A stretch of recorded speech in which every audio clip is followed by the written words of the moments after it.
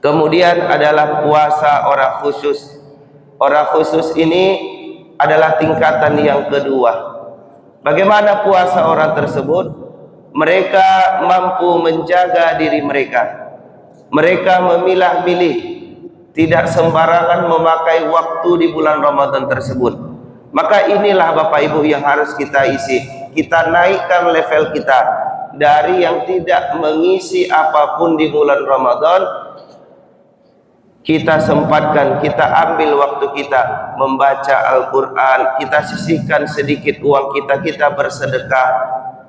Apapun kebaikan-kebaikan yang bisa kita lakukan, itu adalah menunjukkan kita siap untuk meningkatkan Ramadan kita. Sabbihisma rabbikal a'la alladzi khalaqa fasawwa. Alhamdulillahi rabbil alamin, wassalatu wassalamu ala sayyidil mursalin wa ala alihi wa sahbihi ajma'in. Subhanaka la ilma lana illa ma 'allamtana innaka antal alimul hakim. Rabbi shrah li sadri wa yassir li amri wahlul 'uqdatam min lisani yafqahu qawli. Bapak Ibu jamaah sekalian yang kami muliakan, alhamdulillah, beribu syukur kita sampaikan kepada Allah Subhanahu wa taala. Betapa banyak nikmat yang Allah berikan kepada kita, yang wa in ta'uddu ni'matallahi la tuhsuha.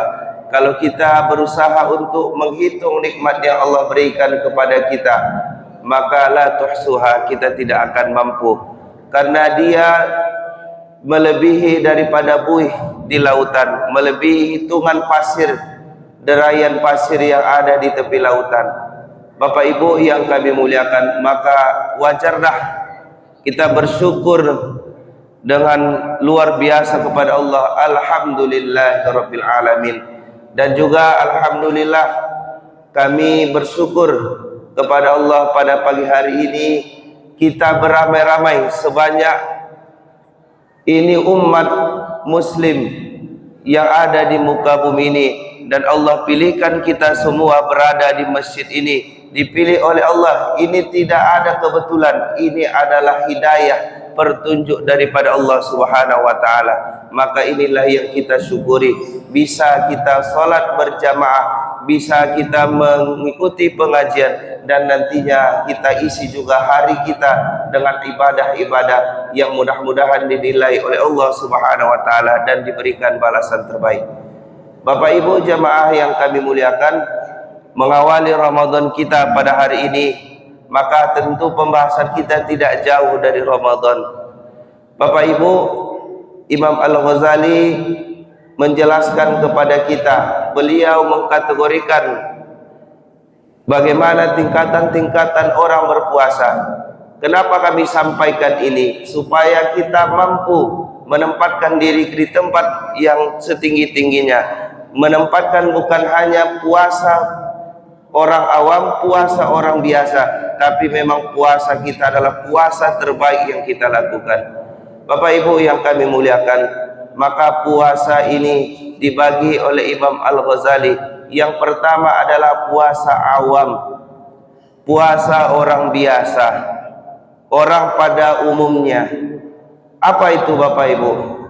Puasa orang awam adalah melaksanakan puasa, menahan dari mulai imsak sampai nantinya masuknya waktu sholat maghrib, menahan dirinya tidak makan, tidak minum. Tetapi banyak sekali di sana dia mengisi hal-hal yang tidak bermanfaat, masih mengisi puasanya dengan dosa-dosa kecil. Maka inilah tingkatan yang pertama. Maka ini tidaklah baik Bapak Ibu. Perlu kita perbaiki, kita sadari bahwa ada hal-hal yang harus kita tinggalkan ketika kita sudah mulai masuk berpuasa. Tentu yang haram, baik di bulan puasa ataupun tidak di bulan puasa, itu wajib kita tinggalkan. Tetapi ada hal-hal yang bisa kita lakukan di bulan puasa, itu tidak baik atau mengurangi pahala dari puasa kita? Yang pertama Bapak Ibu adalah hal-hal yang tidak bermanfaat. Salah satu contohnya adalah banyak berbicara di bulan Ramadan, banyak berbicara ketika bulan puasa. Bapak Ibu yang kami muliakan, kita menyadari sendiri ketika kita berbicara, ini bukan untuk orang yang sedang berusaha atau di bidang yang memang bidangnya di berbicara Bapak Ibu atau di komunikasi, itu tidak masuk. Apakah dia sales, apakah dia penjual, itu tidak masuk. Tetapi pembicaraannya adalah yang tidak ada manfaatnya. Semisal nanti kami berikan contoh ibu-ibu, kabalanjo kakadai duduk sabanta dek waktu kosong lah mulai cari toko apa nanta jadi iko nanta jadi lah mulai mengarah ke kagibah. Maka Bapak Ibu yang kami muliakan, ini adalah sesuatu yang tidak bermanfaat. Usahawan ibu-ibu nanti pai kakadai kok balanjo untuk babu kobeko, usahawan niatkan dari rumah memang benar-benar ingin balanjo. Pai balanjo pakai lurus matu kudo. Balanjo baliko pai balik. Jangan sampai kita terpancing dengan hal-hal yang tidak baik, karena akan jatuh nanti ke ghibah dan akan mengurangi keafdolan daripada puasa kita. Ini harus kita hati-hati Bapak Ibu.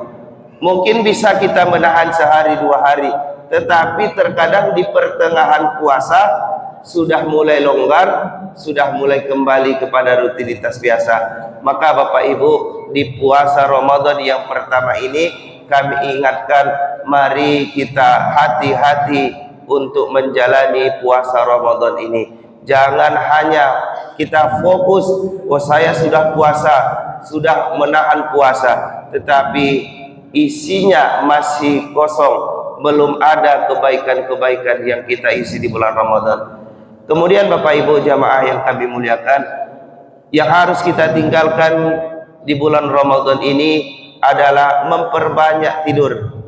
Dibolehkan tidur Bapak Ibu, dibolehkan, karena di malam harinya kita sudah beribadah, mulai tarawih, membaca Al-Quran, kemudian tahajud, apapun ibadahnya di malam hari. Tetapi tidak juga memperbanyak tidur. Mari kita ambil tidur kita, istirahat kita liuki masulbi, untuk menegakkan kembali tulang kita agar bisa beribadah. Rasa-rasanya badan kita sudah enak Bapak Ibu, itu sudah. Jangan sampai kita mengisi Ramadan kita dengan memperbanyak tidur, karena itu akan jatuh kepada makruh, bahkan bisa jatuh kepada keharaman Bapak Ibu. Bagaimana caranya jatuh kepada keharaman?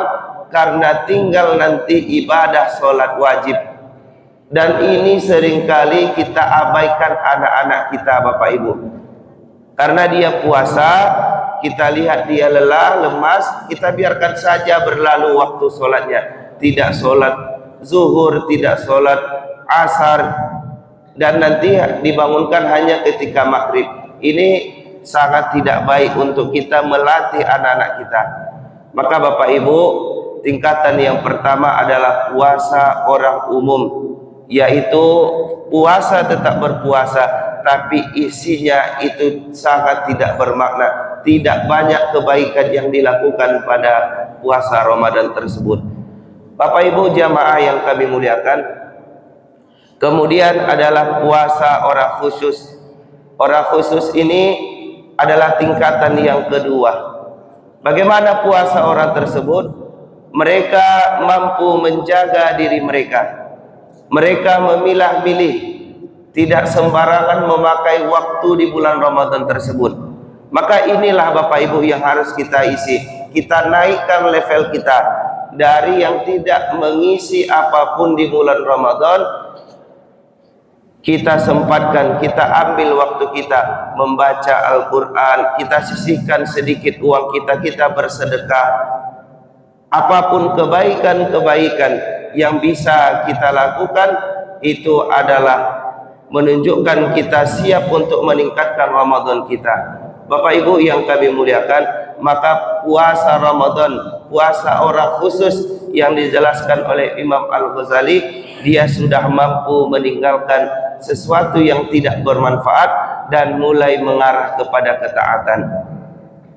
Bapak Ibu yang kami muliakan, apakah kita sudah siap untuk masuk kepada tingkatan yang kedua ini? Tentu 30 hari yang akan kita hadapi ke depan ini itu perlu keistiqomahan.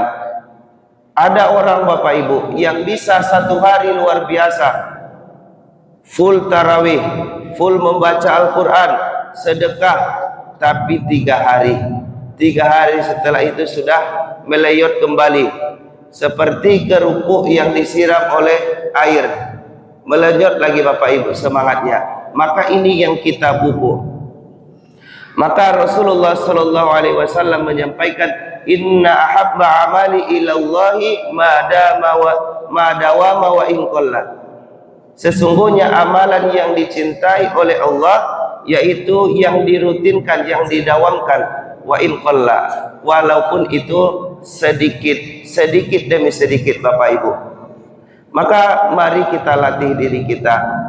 Kalau hari ini kita tidak mampu, hari ini Bapak Ibu, kita tidak mampu menyempurnakan Ramadan kita pada puasa pertama ini, maka yang kedua itu akan longgar, yang ketiga tambah longgar, yang keempat kita sudah santai-santai saja, sama dengan hari-hari biasanya. Itulah kalau kita tidak benar-benar meniatkan beristiqomah di bulan Ramadan ini.